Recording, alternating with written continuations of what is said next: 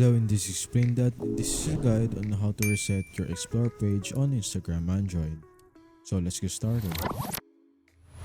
So first up, open up your Instagram and then tap on your profile icon. And here click at three horizontal bar lines and then click on settings and privacy. Just search up searches or search history. This will redirect your search history on account Meta Center. And you should just go press on X or clear everything at all. By proceeding to this, it will surely reset your explore page as you've indicated that you haven't searched anything yet, and all the trends that for the day will only be available. And that's about it. Explain that, and that's how to reset your explore page on Instagram.